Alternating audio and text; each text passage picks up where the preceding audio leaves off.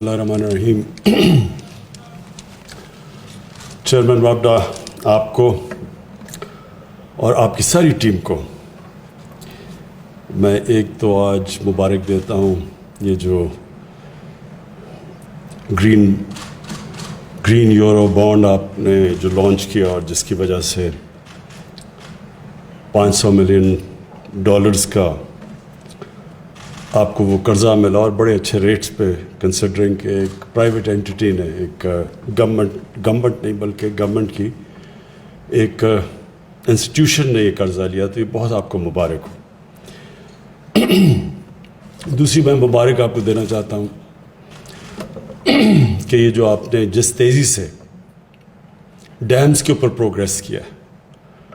میں نے جب شروع میں لانچ کیا بادشاہ ڈیم اور پھر ممن ڈیم، تو میں 2 سال میں اتنا پروگریس واقعی نہیں سمجھ رہا تھا کہ ہوگا. اور وہ اس لیے نہیں کہ آپ کے اوپر کوئی شک تھا، بدقسمتی سے ہمارے پاکستان کی جو چیز ہمیں ایک بہت بڑی کمزوری ہے وہ امپلیمنٹیشن پہ ہے. ہم پروجیکٹس کر بھی دیتے ہیں، اس کی امپلیمنٹیشن بڑی سلو ہوتی ہے. اور میں ابھی بھی جو اپنی 2.5 سالہ حکومت میں بھی میں دیکھ رہا ہوں کئی چیزیں ہماری امپلیمنٹیشن ٹائم سے بہت پیچھے ہے. تو جو میں نے آپ کی مومن ڈیم اور بادشاہ ڈیم میں جو پروگریس دیکھا، میں اس لیے خاص طور پہ آپ کو اس چیز کی خراج تحسین پیش کرتا ہوں کہ بڑا زبردست پروگریس ہے. اور اس کے بعد یہ جو ہمارا پورا ڈیکیڈ آف ڈیمز کہ 10 سال ہم وہ چیزیں کرنے جا رہے ہیں جو ہمیں 50 سال پہلے کرنی چاہیے تھی. مجھے افسوس سے کہنا پڑتا ہے کہ جو اس ملک کا پوٹینشل ہے، جو ایک وقت جب میں اور شوکت ترین ہم جب پاکستان میں بڑے ہو رہے تھے، تو پاکستان کا ایک بڑا مختلف سٹیٹس تھا دنیا میں. 68 کے اندر پاکستان کی جو اکانومی تھی ایشیا میں 4تھے نمبر پہ تھی. سارے جتنے بھی ایشین ٹائگرز تھے یہ سب ہمارے سے بہت پیچھے تھے. اور پاکستان ایک سمجھا جاتا تھا کہ پوٹینشل ایک بلکہ کتاب بھی نکلی تھی جس میں پاکستان کو سمجھاتا تھا ایشیا کا کیلیفورنیا بننے جا رہا ہے. تو ہم بڑی تیزی سے آگے جا رہے تھے اور اس کی ایک بہت بڑی وجہ ہماری پلاننگ کمیشن تھی. پاکستان میں لانگ ٹرم پلاننگ ہو رہی تھی اور تبھی بڑی جو 2 ڈیمز بنی وہ تبھی بنی کیونکہ ایک لمبی سوچ تھی، آگے جنریشنز کی سوچ تھی.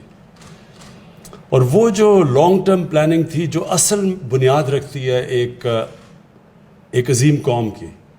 جب تک آپ لانگ ٹرم پلاننگ کریں نہ، اگر آپ الیکشن ٹو الیکشن پلاننگ کریں گے کبھی بھی قوم ترقی نہیں کر سکتی. لانگ ٹرم پلاننگ ہی ہوتی ہے جو وہ اپنے بچوں پہ انویسٹ کرتے ہیں، آپ اپنے لوگوں کے اوپر ویلیو ایڈ کرتے ہیں، آپ آگے سے سوچتے ہیں کہ دنیا کس طرف جا رہی ہے، پہلے سے پلان کرتے ہیں. کیونکہ آپ کے بچے کو 5 ایک الیکشن کے اندر تو تیار نہیں ہوتے فیوچر کے لیے، آپ کو لمبی پلاننگ کرنی پڑتی ہے. اور وہ جو لانگ ٹرم پلاننگ تھی وہ ہر شعبے میں مسنگ تھی. میں وہ بات کر رہا ہوں کہ جو اب ہم پیچھے رہنا شروع ہوئے، تو وہ جو 60s میں ایک پاکستانی میں کانفیڈنس تھا، ایک ہوپ تھا، وہ آہستہ آہستہ ہم نے نیچے زیادہ دیکھا. اور یہ جو پچھلے 30-35 سال ہیں یہ اس کے اندر، یعنی میں اپنا بتاتا ہوں، جب میں ہندوستان سے کرکٹ کھیل کے جب پاکستان آتا تھا 80s کے اندر بھی، تو لگتا تھا کہ ایک غریب ترین ملک سے امیر ترین ملک میں آ گئے. اتنا کانٹراسٹ تھا ہندوستان اور پاکستان میں. اور یہ جو 1985 کے بعد یہ ملک نیچے جانا شروع ہوا، ہندوستان بھی دیکھتے دیکھتے آگے نکل گیا ہمارے سے. لیکن جو سب سے حیرت انداز چیز ہے وہ یہ کہ بنگلہ دیش جب ایسٹ پاکستان علیحدہ ہوا تو یہاں ہم لوگوں سے سنتے تھے کہ جی ہمارے اوپر بوجھ پڑا ہوا ہے بہت بڑا، وہاں سائیکلون آ جاتا ہے، وہاں تباہی میں جاتی ہے. ہم عام ڈرائنگ رومز میں سنتے تھے. اور جب وہ علیحدہ ہوا تو انہوں نے کہا چلیں اب پاکستان پروگریس کرے گا. تو ان پچھلے 30 سالوں میں بنگلہ دیش بھی آگے نکل گیا پاکستان سے. اور اس کی بہت بڑی وجہ یہ تھی کہ کوئی کسی قسم کی لانگ ٹرم پلاننگ نہیں تھی. اور جو ہم نے بجلی بھی بنائی وہ بجلی بھی شارٹ ٹرم پلاننگ کے اندر اور بدنیتی کے اوپر بھی کئی دفعہ، جس کی وجہ سے آج ہماری سب سے بر صغیر میں مہنگی بجلی ہے. تو وابڈا اور جنرل مزمل کو میں اس لیے آج خاص طور پہ خراج تحسین پیش کرتا ہوں کہ 10 ڈیمز بن رہی ہیں پاکستان میں انشاءاللہ اگلے 10 سال میں. اور یہ صرف یہی نہیں کہ یہ 10,000 میگا واٹ بجلی اضافی پیدا کریں گے، لیکن کلین بجلی پیدا کریں گے، صاف بجلی، انوائرمنٹلی فرینڈلی. پاکستان کی اس وقت ہمیں سب کو سوچنا چاہیے کہ ہمارا جو ملک ونربل ہے کلائمیٹ چینج سے، جو گلوبل وارمنگ سے پاکستان وہ 10 ملکوں میں سب سے زیادہ متاثر ہے. تو آج سے ہمیں اپنی آگے آنے والی نسلوں کا سوچنا چاہیے کہ ہم ان کے لیے کیا کیا قدم اٹھائیں تاکہ ان کی زندگی بہتر ہو. یہ نہ کہ ہم وہ پاکستان چھوڑ کے جائیں کہ ان کے لیے عذاب ہو پاکستان. تو اس کے اندر یہ کلائمیٹ چینج کو اوائڈ کرنے کے لیے، گلوبل وارمنگ کو اوائڈ کرنے کے لیے، اور پاکستان وہ کی ہمارے گلیشیئرز کے اوپر جو اس کا ایفیکٹ آ رہا ہے ابھی بھی آ رہا ہے اور آئے گا اگر ہم نے یہ قدم نہ اٹھائے تو اس سے جو امپیکٹ پڑے گا پاکستان کی واٹر سیکیورٹی پہ اور سیکیورٹی پہ.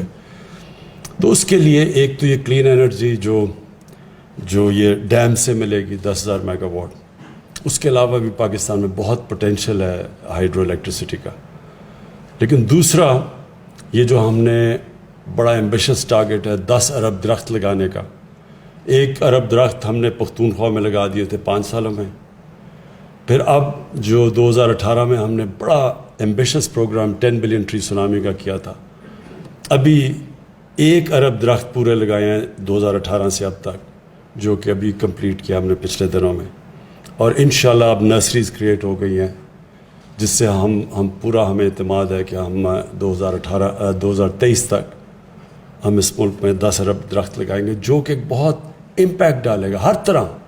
اس کا بہت بڑا امپیکٹ پڑے گا ان علاقوں کے اندر لوگوں کی لائیولیہڈس پہ، اور ٹورزم پہ بہت بڑا امپیکٹ پڑے گا، ایٹماسفیئر پہ، پولوشن پہ. شہروں کے اندر جو درخت لگا رہے ہیں، جو شہر ہمارے پولوٹ ہو گئے. لاہور ایک کلاسک ایگزامپل ہے جو کہ ایک بڑا سٹی آف گارڈن سمجھا جاتا تھا، اب وہاں پولوشن ڈینجر لیول سے بھی اوپر چلی گئی ہے. تو یہ جو آگے آنے والے یہ جو لانگ ٹرم پلاننگ ہے، یہ ابھی سے ہم شروع کر رہے ہیں. وابڈا کی یہ جو انیشیٹو ہے اور جو ڈیمز ہیں، یہ اس کا ایک اسپیکٹ ہے. دوسرا اسپیکٹ یہ جو ہم درخت اور پوری پلاننگ کر رہے ہیں کہ ہم نے کیسے آگے سے اپنے علاقے پرزرو کرنے ہیں. جو ہم اب 15 نئی نیشنل پارکس بنا رہے ہیں اور ان کو پرزرو کرنے کے لیے پورا پلان کر رہے ہیں. اور اس کے بعد جو ہم اپنے انیشیٹوز ہیں کہ جو ہمارا جو ویٹ لینڈز ہیں ان کو ریچارج کرنے کے لیے فلڈ واٹرز کا استعمال کریں گے. اور انشاءاللہ یہ مینگرووز ہیں جو کہ اس کے اندر اضافہ کرنے کی پوری کوشش کر رہے ہیں. اس کے علاوہ جو ایجوکیشن سسٹم ہے، اس کے اندر پہلی دفعہ ایک سلیبس لے کے آ رہے ہیں، ایک کور سلیبس پاکستان کے لیے. اب تک ایک فریگمنٹڈ ایجوکیشن سسٹم جس سے پاکستان میں بجائے ایک کوہیژن ہو، سوشل کوہیژن ہو اور ایک نیشن بنے، وہ 3 ڈفرینٹ سلیبس اور 3 ڈفرینٹ قومیں بن رہی ہیں پاکستان میں، جس کے بہت برے اثرات ہیں، جس کی ایک بنیاد پرستی بھی ایک اسی سے آتی ہے جب آپ مختلف کلچر ایک ہی ملک میں کریٹ کر رہے ہیں. تو وہ اس کے اوپر پورا انشاءاللہ، اور اس میں ہمارے ایجوکیشن منسٹر نے بڑا زبردست کام کیا، سارے اسٹیک ہولڈر سے بات چیت کر کے ایک کور سلیبس لے کے آ رہا ہے. اور انٹیگریٹ کر رہے ہیں ہم یہ دینی مدرسوں کو پہلی دفعہ مین اسٹریمنگ کرنے لگے ہیں ان کی. اور اس کے بعد جو ہیلتھ سسٹم ہے ہمارا بہت poor doctor hospital to population ratio, اور ڈاکٹرز ٹو پاپولیشن، خاص طور پہ نرسز ٹو پاپولیشن بہت لو ریشو ہے پاکستان میں. تو اس کے لیے بالکل ایک انقلابی چیز لے کے آئے ہیں، ہیلتھ کارڈ. ہیلتھ کارڈ کا مطلب کہ سارے پختونخوا کے اندر اور پنجاب میں اس سال کے اینڈ میں سب شہریوں کے پاس ہیلتھ کارڈ آ جائے گا. اس سے کیا ہوگا کہ کہیں بھی دیہات کے اندر لوگوں کے پاس کسی ہسپتال میں اپنا علاج کروا سکتے ہیں. اور اس سے کیا ہوگا کہ پرائیویٹ سیکٹر پہلی دفعہ اس کو انسینٹیفائز کر رہے ہیں ہیلتھ سیکٹر میں آنے کا. اس کا مطلب انشاءاللہ ہاسپٹلس کا جال بچ جائے گا پرائیویٹ سیکٹر کا. گورنمنٹ کے پاس تو کبھی بھی پیسہ نہیں اتنے زیادہ ہاسپٹلس بنانے کا. تو اس سے ایک پورا ایک ہیلتھ سسٹم، یہ ہیلتھ کارڈ نہیں ہے، ہیلتھ سسٹم ہے. یہ بھی فیوچر کے لیے بڑا ضروری ہے، کیونکہ پاکستان میں ہماری جو بیسک ہیلتھ ہے وہ بہت کمزور ہے. ہماری چائلڈ مورٹیلٹی ہے، ہماری جو عورتیں پریگننسی کے ٹائم پہ مرتی ہیں وہ سب سے دنیا میں ہم بدقسمتی سے اوپر ہے. نیوٹریشن کا بہت بڑا ایشو ہے، اس کے اوپر پورا پروگرام لے کے آ رہے ہیں. اسٹنٹنگ کے اوپر، یہ ساری لانگ ٹرم پلاننگ میں آپ کو بتا رہا ہوں. اور پھر آبویسلی جو اکنامک ڈیولپمنٹ ہے، اب ویلتھ کریشن کی طرف جا رہے ہیں، کیونکہ ابھی ہم نے اپنی اکانومی تو اسٹیبلائز کر لی، لیکن ہمارے اوپر قرضے چڑھے ہوئے ہیں. قرضے تو تب اتریں گے جب ملک میں ویلتھ کریشن ہوگی. تو ویلتھ کریشن کے لیے جو چیزیں کر رہے ہیں ہم، اب کنسٹرکشن کو پوری طرح پاکستان میں 2 شہر اس وقت، لاہور میں ایک سینٹرل بزنس ڈسٹرکٹ اور جو راوی سٹی ہے، یہ بہت میگا پروجیکٹس ہیں. اور انشاءاللہ کراچی میں جو بنڈل آئلینڈ کا پروجیکٹ ہے وہ بھی ایک بڑا ایک نیا شہر بنانے کا. یہ ساری چیزیں ویلتھ کریٹ کریں گے. پھر جو انڈسٹری کو ہم پروموٹ کر رہے ہیں، انڈسٹریلائزیشن کی طرف جا رہے ہیں. پہلی دفعہ اتنی گروتھ ہوئی ہے لارج اسکیل انڈسٹری کے اندر. تو انڈسٹریلائزیشن 60s کے بعد سب سے زیادہ انسینٹیوز دے رہے ہیں انڈسٹری کو. اور پھر جو ایگریکلچر ہے، جو اس کی بیک بون ہے ملک کی، اس کے اندر ریکارڈ گروتھ ہوئی ہے اس بار. لیکن اس سے بھی ابھی ہم نے بہت آگے جانا ہے. سیڈ ڈیولپمنٹ کے نئی ٹیکنیکس آ گئی ہیں. لائف سٹاک، پاکستان میں اتنی زیادہ گائے بھینسیں ہیں، لیکن ہم سوکھا دودھ امپورٹ کرتے ہیں، کیونکہ ہم نے کبھی کوشش ہی نہیں کی ان کی جینیٹک امپروومنٹ کے اندر کہ 6 گنا زیادہ دودھ دیتی ہیں باہر کی بھینسیں گائے. تو پاکستان میں کیا ہم دگنی بھی کر دیں تو پاکستان نیٹ ایکسپورٹر ہو جائے گا. تو یہ ساری چیزیں انشاءاللہ اب ایک لانگ ٹرم کی طرف جا رہے ہیں. جو یہ میں جس وجہ سے آج یہاں خاص طور پہ یہ جو آپ کو خراج تحسین پیش کرنے آیا تھا، کیونکہ یہ ہے لانگ ٹرم. یہ جو 10 ڈیم ہیں، اگر 50 سال پہلے یہ بن چکی ہوتی، اس سے جو پاکستان میں جتنا ہمارا ابھی تک پانی ہے 14 MAF ہے، تو یہ جب یہ 10 ڈیمیں بنیں گی، اتنا ہی اور پانی اویلیبل ہو جائے گا، جس سے 1 لاکھ